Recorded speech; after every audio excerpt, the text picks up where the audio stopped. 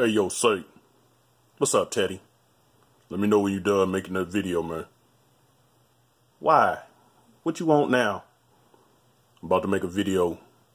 About to do this paycheck video. I had a good week last week. You had a good week last week? Man, you know it's tax time, right? You want to show the people what you really about? Why don't you put your W-2 up? Show them what you did for the whole year. You want me to do what? You heard me, man. Since you want to make paycheck videos, go ahead and post that whole year's salary, G. I don't know about all that, dog. Can't know me, can't stop. I'ma take it to the top. I'ma take it to the top. I'ma take it to the top. Yeah, never gone broke, never gone broke. Never gone broke, never gone broke. Now I'm never gone broke, never gone broke. Never gone broke.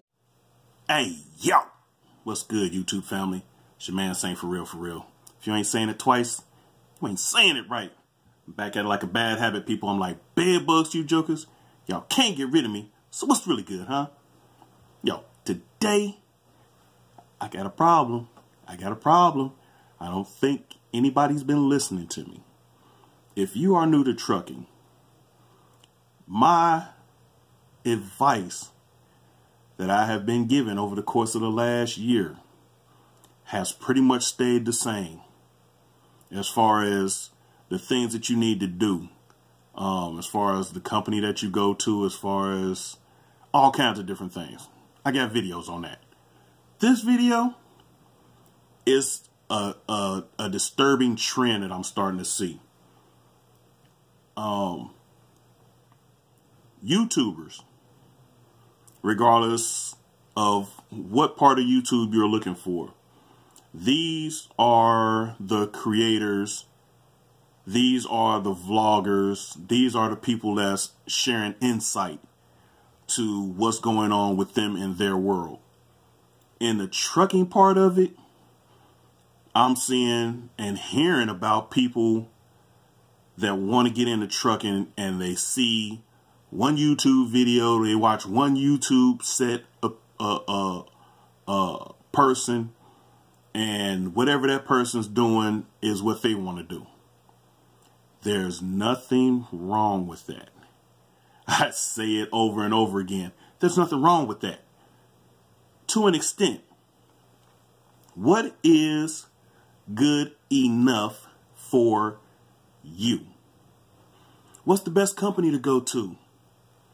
What's the best company for you? Does anybody on YouTube know you well enough to say, hey, this is your personality, this is what you can do, this is how long you can drive, this is how hard you can run, this is how often you're going to want to be home? You are the best judge of character on that. Enough of that. So we have people that decide, I want to get into trucking. What do I do? Okay, well, I get on YouTube, I see a couple videos. Okay, this person's cool, she's cool, he's cool. I'm going to follow what they're saying. They're at the company, they like their company, and that's where I want to go. Okay, that might be enough research for some people. Who knows? The stigmatism behind a Swift, the stigmatism behind CR England. These are companies that people feel like are lower end companies, but these companies have multiple hundreds of trucks. They have locked in a certain amount of business to where they're known. There are people that go to these companies as new people and absolutely hate it. Now, whether they start out like that because they go and it turns out that their recruiter told them something that wasn't true, or the treatment or the equipment, I'm not 100% sure. Just going off of what I hear. Now, I relay the information that I hear to you if you're interested in hearing it. So along with people that wash out of these companies immediately. Some people just go just to get their license. That's a known fact. These companies are trying to protect their money, so they say, okay, we'll put you through school. We'll help you get your CDL. You give us a year of your time. You give us 6 months. What they're trying to do is recoup their money off of you. Nothing wrong with that if you don't have the money to go to truck driving school and all of that stuff yourself. But here's what I'm seeing. People go to Prime. People go to Swift. I don't know if Swift has a training program, but they go to CR England. They go to Trans Am. They go to these big companies that have these training facilities. They help you get your CDL. You get your CDL, and you see that $300, $400 paycheck, you know, for the first time when you thought that you was going to come out here and make $1,500, $1,800, because that's what it looked like it was on.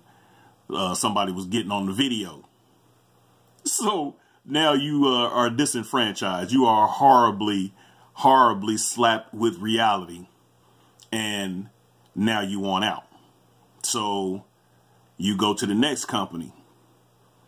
Don't for 1 minute think that these companies don't know when you're switching from one company to the next. They will, if you put down, okay, I'm at company A right now. I'm going to go fill out an application for company B and C. Well, something's going to come into company A to let them know, hey, this person is looking for employment elsewhere. They put in an application. So they already know what you're trying to do. It's the idea that wherever you're at right now in your career, if you haven't come into trucking yet and you are considering it, how much money are you making right now? Do you have enough to pay your bills and still maintain your lifestyle off of your paychecks?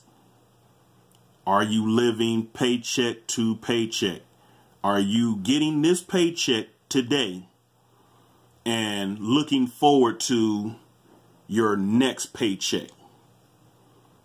Because by the time you get to that next paycheck, the one that you have right now is going to be gone. When you do get out here and get trucking, please, if you don't listen to nothing else I say, please be careful of the trap of advances. That word just absolutely scares the mess out of me. You get an advance because your paycheck is $300. You go to the truck stop and you spend $250. Now you got $50 to live off of for the next 4 days. You're not going to make it. So you are just losing your mind. Your company says, hey, well, we can advance you, you know, up to $200. I don't know what it is. We can advance you up to $200. So you, man, I need that right now because I got a bill at home that need to be paid. So you get that $200 advance, send it home. Now what? You out and you got another week to go. You got 4 days to go. You done got your $200 advance to take care of that. So that's taken care of. Now you got $50 in your pocket. Okay, so you tighten up your belt. I'm going to struggle through these next 4 days and you make it. Then that next paycheck hit and instead of, you know, $600, it's $400 and you got $300 and $350 worth of bills coming. So now you shredded down to that $50 again because they're going to take that advance back immediately. Okay, so now, oh, we can give you another advance. Don't get caught up in that hamster wheel. Don't get caught up in having to borrow money on your money. Stop doing that. Don't do it to begin with. Struggle through that first week. Struggle through that first 2 weeks. If you got training pay, suck it up. Go buy you a box of crackers and some peanut butter, and for a week, live off of that. Make that your only money that you spend. The small sacrifices that you make in the very beginning will help you win in the long run. Same thing with once you actually get out here and start making money. If you was cool not having, cable, satellite TV at home, if you was cool with your basic cell phone, whatever plan you had that was getting you through, if you was cool with the basic, Wi-Fi, stick with that. Stick with that. Once you start making money, it doesn't matter how much money you make compared to how much money you spend. Does that make sense? If you're making $300 and you can make your life decent off of that $300, you can pay your bills and you can maintain your lifestyle. Maintaining your lifestyle is having gas money, having food, then you're okay. So once you start making $600, you're double what you were making, but all of a sudden your lifestyle is not fitting anymore. So you have to spend more money. Now you got to have cable. You got to have the new iPhone 10. You got to have a new car. For what? You was okay with this right here. Save that money towards another goal, towards doing something else, so that you don't have to live paycheck to paycheck. There's so much stuff that goes on, and please remember that everything that you hear a YouTube trucker or a trucker that's on YouTube say is their experience. Whether it be a 28-year veteran, whether it be a 15-year veteran, whether it be a 3-year veteran. Consider your source. Consider what you see them doing. And if that's something that you think that you can do, give it a shot. But don't come out here living somebody else's dream, living somebody else's life. Don't let what you see on YouTube shame you in a path that you're not prepared for. What do I mean by that? It's simple. If you come out here and your basic idea is because you want to get enough money to pay and take care of your family, if your paycheck can take care of your household bills and help you maintain your lifestyle, that's your goal. That's how much money you want to make. If you find out that amount of money is $700 a week take home, be cool with $700 a week take home. Don't let these people tell you that you have to own a truck if that's not what you're out here to do. Well, if you ain't out here to be an owner operator, why are you out here? It's like any other job, to maintain my household. It's simple. You don't have to be an owner operator. You don't have to be a lease purchase operator. You can be a company man or a company woman and be okay as long as you can live your life. Everybody wasn't meant to be a boss. Yeah, I want to be the boss. I ain't gonna have nobody telling me nothing. Garbage. Ask a lot of these people who they answer to. Oh, I don't have to answer to nobody. DOT will tell you different. I bet you that. I've rabbled on the left. I've changed subject matter several times, but everything that I'm telling you is just my experience and my advice. Take it for what it's worth. Live with no regrets, people. Thanks, Ma.